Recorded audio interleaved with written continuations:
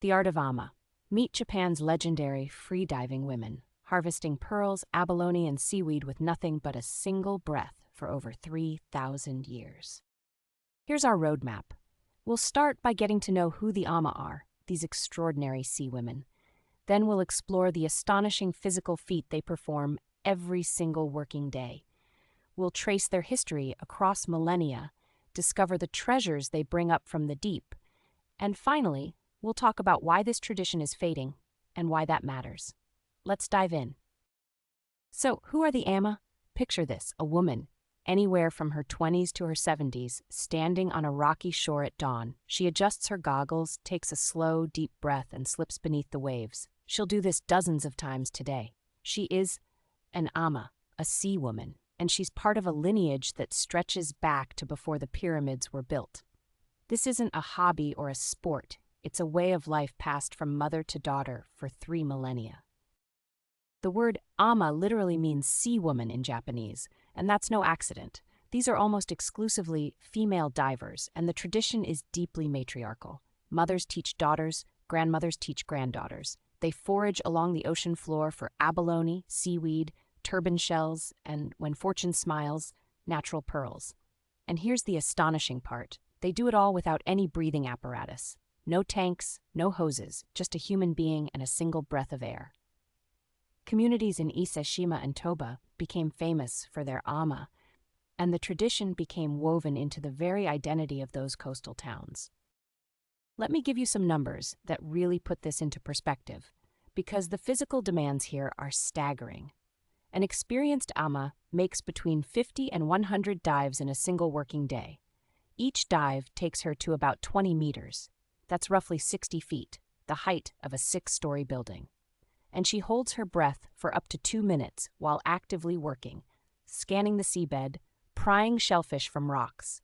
Now multiply that by 100 dives, and remember, her ancestors have been doing this for over 3,000 years. That's older than the Roman Empire.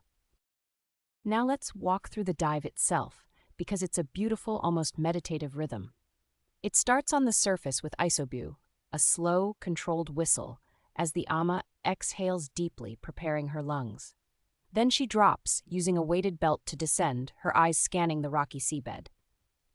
At the bottom, she might have only 30 seconds to spot abalone clinging to rocks, or sea urchins tucked in crevices. An experienced diver can scoop up 10 urchins in a single pass.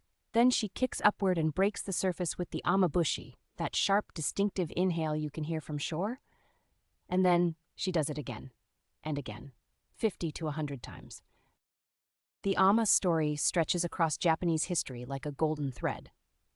It likely began during the Jomon period, about 3,000 years ago, when coastal hunter-gatherers first started foraging underwater for food. Fast forward to the Edo period, starting in 1603, pearl demand exploded among the nobility, and ama communities in places like Ise-Shima and Toba truly flourished. Then came 1893, and everything changed. Kokichi Mikimoto perfected his method for culturing pearls and hired ama divers to tend his oyster beds. The mid-20th century saw the peak, thousands of women diving daily. Today, fewer than 2,000 remain, and there's a growing push for UNESCO intangible cultural heritage recognition to protect what's left. So what exactly are the ama bringing up from the ocean floor?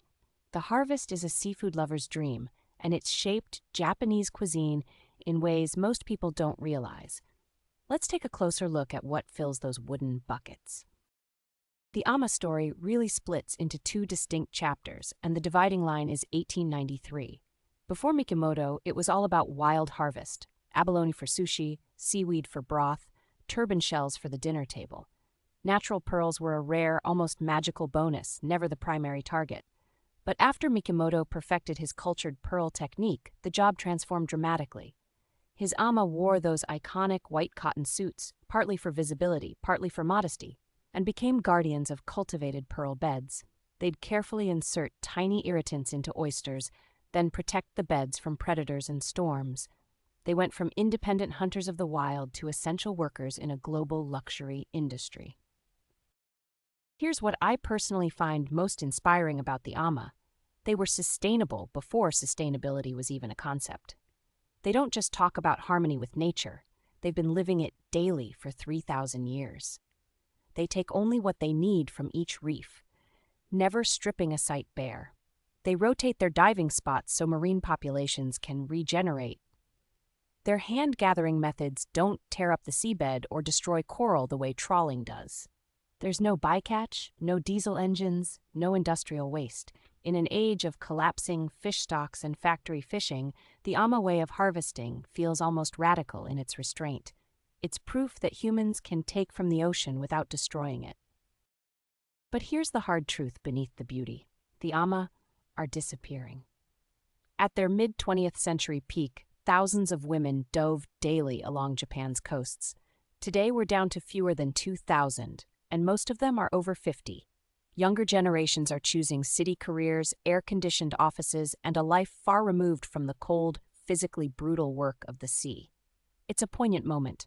A 3,000-year tradition could fade within our lifetime. But there's hope too. The push for UNESCO recognition could bring resources and renewed pride. Museums like the ones in Toba are preserving AMA tools and stories. Documentary filmmakers are capturing their voices while there's still time. And maybe that's the real gift the AMA offer us. Not pearls or abalone, but a reminder of what human beings are capable of, with nothing more than training, tradition, and the courage to take one deep breath and dive.